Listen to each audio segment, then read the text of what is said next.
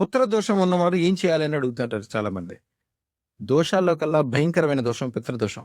అది ఉన్న విషయం తెలుసుకోలేకపోతే మీకు తెలవకుండానే పుత్రులకి మీ వలన వాళ్ళకి ఇబ్బంది, వాళ్ళ వలన మీకు ఇబ్బంది, అనేక రకాలైన ఇబ్బందులుంటాయి. ఎట్లా అంటే వాళ్ళ వలన మీకు సుఖశాంతి లేకపోవటం, లేకపోతే వాళ్ళు దురలవాట్లకి చేరుకోవటము, కుటుంబానికి పేరు ప్రతిష్టలు లేకుండా చెడ్డ పేరు తీసుకురావటము.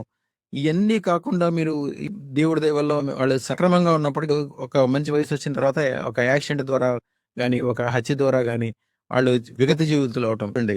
ఎప్పుడైనా కరెంట్ షాకులు తగిలి గాని, యాక్సిడెంట్‌లో గాని చనిపోయిన వాళ్ళకి పుత్రదోషం ఉంటది.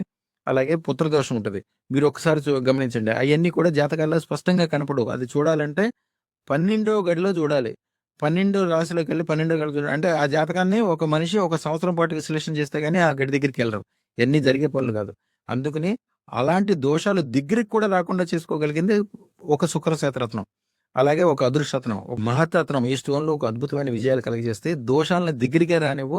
ఐశ్వర్యాలు కురిపించే విధంగా అదృష్ట మహాలక్ష్మి దీవిస్తది కాబట్టి అదృష్టరత్న ధారణ చేసి మీరే కాకుండా మీ పిల్లలకి, రాబోయే తరాలకు కూడా మంచి ఉపకారం చేయండి. మీరు పెట్టుకున్నయి మీ వాళ్ళకి కూడా పెట్టించండి.